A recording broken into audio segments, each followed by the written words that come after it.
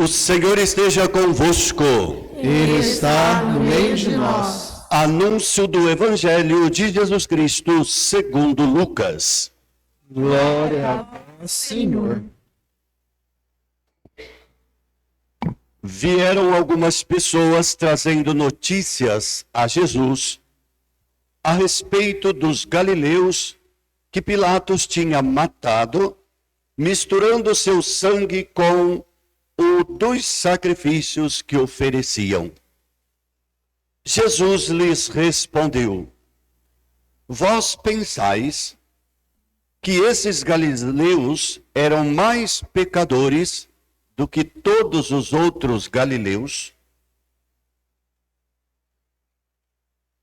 por terem sofrido tal sorte? Eu vos digo que não. Mas se vós não vos converterdes,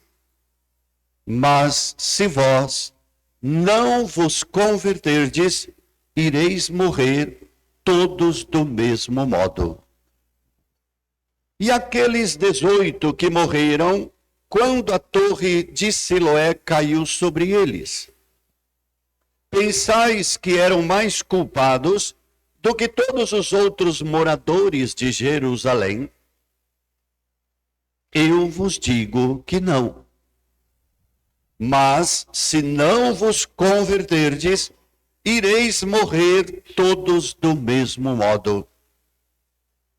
E Jesus contou esta parábola. Certo homem tinha uma figueira plantada na sua vinha. Foi até ela procurar figos e não encontrou. Então disse ao vinhateiro: Já faz 3 anos que venho procurando figos nesta figueira e nada encontro. Corta! Porque está ela inutilizando a terra? Ele, porém, respondeu: Senhor, deixa a figueira ainda este ano. Vou cavar em volta dela e colocar adubo. Pode ser que venha a dar fruto. Se não der, então tu a cortarás. Palavra da salvação. Glória a vós, Senhor.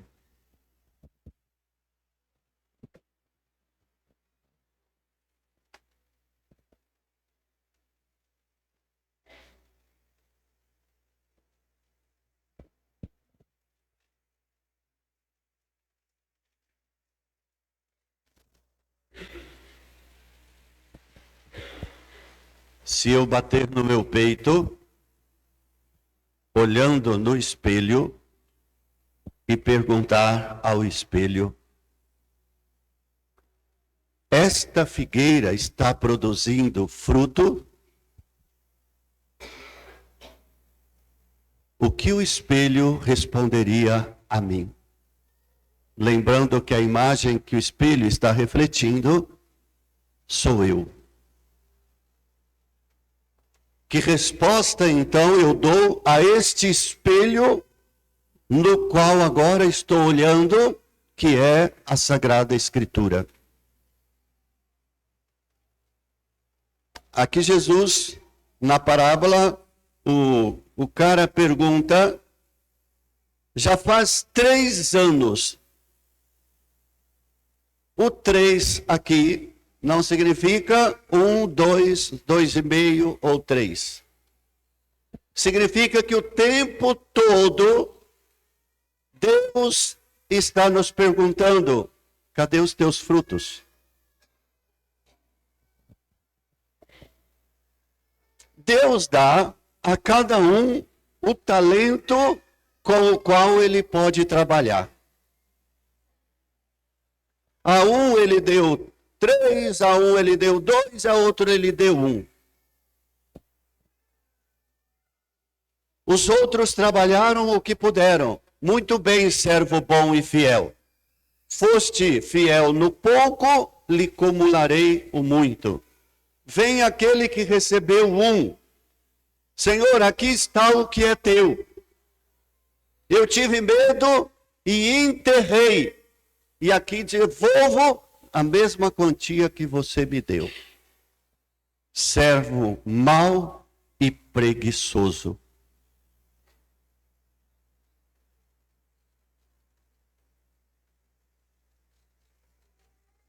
Esta figuraça de Moisés. Deus aparece a Moisés de uma forma assim bem miraculosa, bem interessante. Moisés, Moisés, aqui estou, Senhor. Os chamados da Sagrada Escritura sempre inspiraram a minha vocação e o meu sim. Eu sempre falo do meu testemunho, porque eu tenho mais 3 irmãos, mas por que tinha que ser eu? E sempre me coloquei inferior intelectualmente aos meus irmãos. E por que eu? E o Moisés, aqui estou. E se a gente vai acompanhar todos os chamados por Deus, é no supetão. Aqui estou. E o Padre Lalim está aqui. Aqui estou. Sempre, o tempo todo, eu venho escutando, e todos nós estamos, quem está de pé, toma cuidado para não cair. Porque os faraós estão em todas as esquinas, subjugando-nos à escravidão dos prazeres e dos afetos e do materialismo deste mundo. Os faraós empurram-nos goela abaixo as mentiras, as fantasias, as ilusões, essas gulas que nunca terminam. Justamente para que nós não entremos por essa porta e muito menos paremos para escutar a palavra do espelho. Então eles querem nos cegar frente à verdade. Para dizer o tempo todo, lembra do modismo? Para que isso? Precisa disso? Sempre para nos justificarmos sem Deus. Não precisamos de Deus. E é interessante então a figura de Moisés. Se formos ler a história, Moisés saiu fugido do Egito. Lembra que Moisés foi aquele bebê que quando o faraó impôs, porque os hebreus estavam crescendo vertiginosamente, e ele com medo dos hebreus dominarem o Egito, pede que as parteiras matem todas as crianças do sexo masculino que nascessem. E Moisés foi um daqueles que a parteira, junto com a mãe, colocaram no cesto dentro do rio.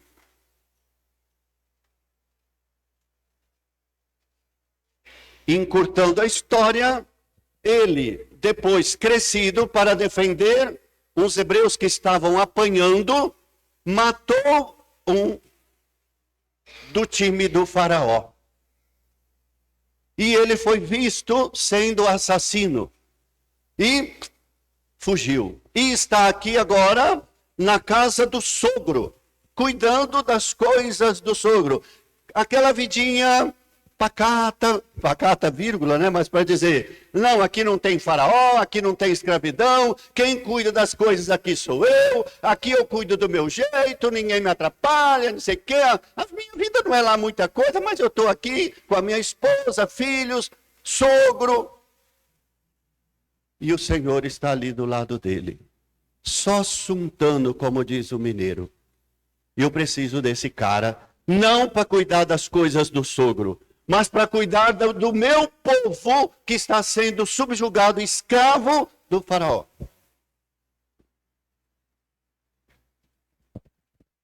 O Senhor viu, eu sou o Deus de teus pais. Eu vi, nós podemos colocar esse verbo eu estou vendo ainda hoje a aflição do meu povo que está no Egito. Ouvi seu clamor por causa da dureza dos seus opressores. Hoje nós vivemos no universal Egito, que, como eu já disse, tem faraós em todos os quarteirões do mundo. Meus queridos, não saiamos daqui não, de dentro desse ambiente. Quantos de nós estamos sob o jugo de faraós? Escravos de pornografia, escravos de dívidas causadas porque os meus olhos não impõem limites no que eu posso comprar ou não comprar, porque o faraó do desejo de ter, de comprar, de possuir, mesmo não tendo condição financeira, eu compro sem necessidade. Escravo do faraó da mentira, da ambição, da vaidade. Pensem. Agora imagina se sairmos dessa porta para fora. Os faraó do sexo, o faraó da droga, o faraó da bebida, o faraó do poder, o faraó de tudo quanto é desgraceira. Escravizando a humanidade. Querendo colocar numa mentalidade humana que Deus pouco importa. Mas tá bom. Olha que maravilha que está o mundo. Você acha que está beleza o mundo? Não vamos falar do mundo. O seu mundo que está aí dentro, está bem? Você está bem com o seu mundo? Que você procura adestrá-lo ou não dentro de você? Você tem coragem, você tem encontrado meios para expulsar o faraó que está dentro de você e dentro de mim? Para que isso? Precisa de tudo isso? Tem que ir à missa, tem que rezar. Coisas assim muito simples. Tenho que ser fiel à minha esposa? Tenho que ser fiel ao meu marido? Tenho que viver com a minha família? Eu tenho que aguentar os meus pais? Eu tenho que ser obediente, honrar pai e mãe? Eu tenho que ser fiel? Eu tenho que ser honesto? Todo mundo rouba e eu tenho que ser o diferente?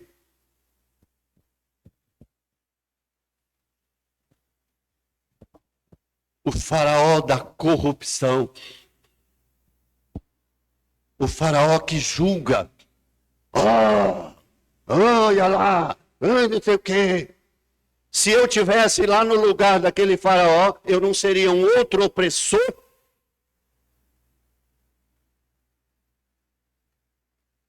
Mas aqui, voltando no Moisés.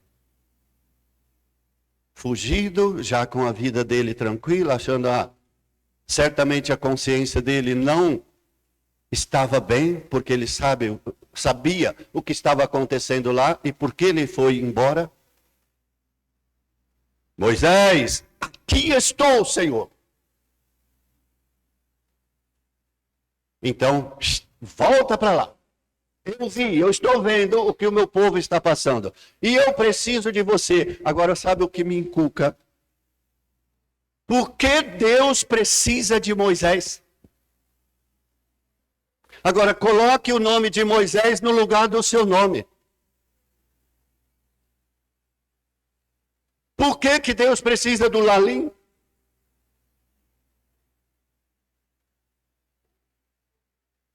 Deus não poderia, num passe de mágica, ter transportado, sem que eles precisassem nem andar, do Egito para a terra prometida? Por que Moisés tem que ir lá gago? Porque ele não conseguia nem falar? Moisés falou, Senhor, eu nem sei falar. Não, eu mando um intérprete para você e vai Josué com ele. Mas precisa de Moisés. Deus precisa de mim e de você. Quantos chamados de Deus que recebe o seu talento e enterra? Muitos estão aqui que já foram chamados. Não, eu prefiro ir só à missa, sentar lá, escutar e ir embora. Não quero cumplicidade, eu não quero comprometimento, eu não quero enrosco na minha vida. Basta eu ir à missa e comungar. Se Deus chama, é porque Ele está precisando. Para qual missão? Não sei. Mas é mais cômodo, não é? Se vocês estão gostando da missa ou não, se o padre não para mais de falar ou não, pouco importa, mas eu quero ir, eu preciso ir na missa para comungar. Fator número 1, comunhão. Fator número 1, comungar pelo menos uma vez por semana. Eu não gosto dessa expressão, não. Ai do Papa Hóstia, que comunga e tranquiliza a sua consciência porque veio à missa e comungou. E depois lá fora obedece somente ao faraó ou aos faraós. Eu digo, você comungou? Para que serviu a Eucaristia? Ela tem todo o poder. Porém, eu não a recebi como deveria. Então eu vou continuar sendo um marido infiel, um padre vulgar, uma esposa sei lá o quê, um empregado desonesto. Simplesmente eu pico o cartão, faço o que eu tenho que fazer, picou o cartão, eu saio correndo, não vejo a hora do dia. Quer dizer, eu faço tudo mecanicamente, e quantos por aí revoltadamente? Ganha pouco, vive reclamando, com inveja, porque o outro parece que não faz nada e sobe na vida, eu morro de trabalhar e não ganho nada e não subo na vida, e vira essa anarquia. Eu estou falando de nós que estamos aqui dentro, comungando. Moisés, aqui estou, Senhor. Então o Senhor nos convida a sermos pessoas prontas, santas. O que significa ser uma pessoa santa? Ser uma pessoa santa é uma pessoa convidada, sede santos, porque o vosso Pai Celeste é santo, é perfeito. Mas o santo não é perfeito. Ele descobriu o caminho da perfeição. Ele descobriu o caminho da santificação, que começa com uma palavra: conversão. E a primeira atitude de um convertido ou de um neoconvertido é a confissão dos pecados. Escutou a palavra iluminou o que está dentro de mim, me incomodou, e a primeira coisa que nos incomoda, repito, é o pecado. Que até então, o que é pecado? Mas isso é pecado? Isso é sério? Isso é importante? Mas eu deixo de comungar por causa disso. Porque eu tenho que comungar. Se eu não for à missa e comungar, eu não fui à missa. Então, quantas pessoas aqui que por algum motivo não pode comungar? Então você não veio à missa, porque não comungou.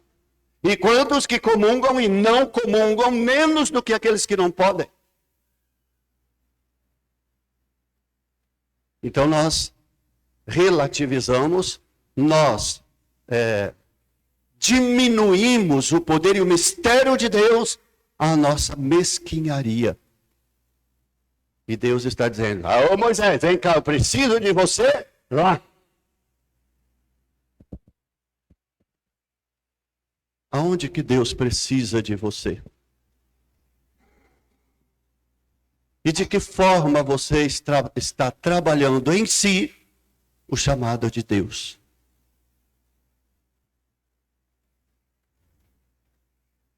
Eu sempre parto desse princípio, e vou partir de novo. Que marido que você é nos seus ambientes sociais e trabalhistas? fiel, carinhoso, amoroso, dá testemunho da sua fidelidade, de respeito aos filhos, de preocupação com a família. Que esposa você é, longe do teu marido e dos teus filhos? Você, longe dos teus pais, que tipo de atitude você tem como filhos? Honrar pai e mãe. Que tipo de empregado você é? Por que você tem que ser honesto quando quase tudo hoje pede para você ser feliz? Você ter dinheiro, você ser rico, você ter posse. Isso que é ser feliz, ter posse, gozar os prazeres temporais.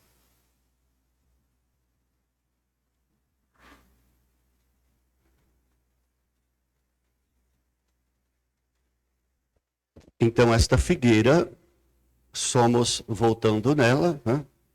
Jesus, lá no Evangelho de São João, diz uma coisa muito interessante, né? Eu sou a videira, vós sois os ramos. Sem mim nada podeis fazer. E ele começa esta passagem dizendo: eu sou a verdadeira videira. O meu pai é o agricultor. O meu pai. Quantas vezes nos foi perguntado: cadê os seus frutos? Eu venho aqui há 3 anos. Que frutos hoje o Senhor pede da minha vida? Frente a um mundo que está comendo tudo podre.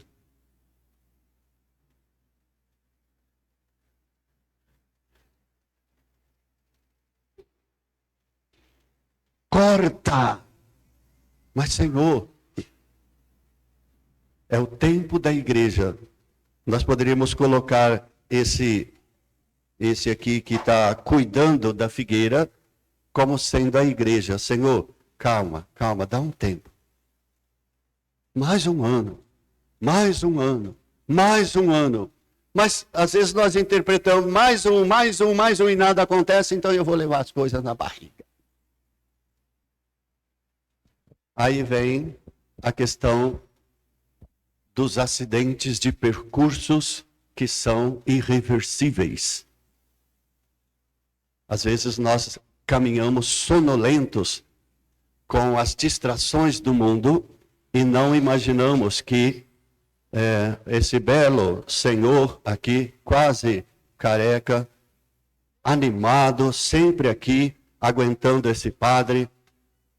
Amanhã, hoje à tarde, conhece aquele cara lá? Morreu. O quê? Não, ele estava na liturgia lá de manhã. Não, morreu. Caramba, morreu. Ele mesmo pode falar: lembra do padre Lalinho? Você quer dizer, morreu. Não, mas eu estava na missa com ele de manhã. Morreu. Aí eu pergunto: se eu morri e estiver lá em cima perguntando dos meus frutos, o que eu vou falar? Aí Jesus, respondendo às perguntas capciosas que estão fazendo a ele, sobre a queda da torre e sobre os galileus, ele olha assim e pergunta: vocês estão pensando o quê? Acha que aqueles que morreram é porque são mais pecadores do que os que estavam lá e não morreram? Ontem eu lembrei do exemplo, né? Para dramatizar e para atualizar essa parábola, essa passagem.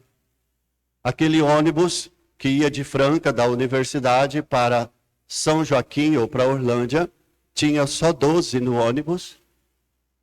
Jesus podia perguntar: mas vocês pensam que os 12 que morreram eram melhor ou piores dos que os que ficaram aqui?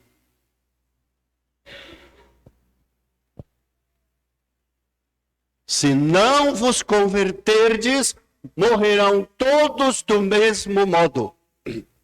Mas morreram porque eram mais pecadores? Não. Jesus está querendo dizer que tanto os 12 como os que ficaram todos somos pecadores e que todos os dias nós carecemos de conversão.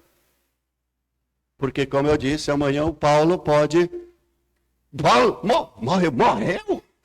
Aí vem aquele susto. Esse susto, se a gente for analisá-lo, ele vem do peso da consciência.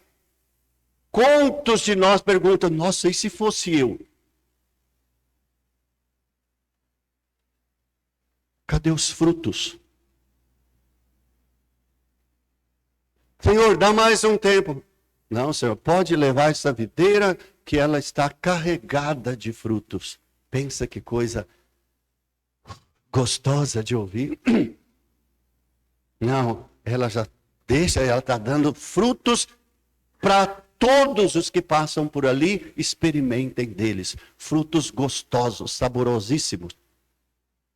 Aí eu não vou nem passar debaixo daquela videira, daquela figueira, porque só de passar os frutos me dá alergia, de tão ácido e ruim que são. Onde, meus queridos, me coloco diante desse espelho? E com a frase que eu comecei, eu termino. Quem está de pé, tome cuidado para não cair.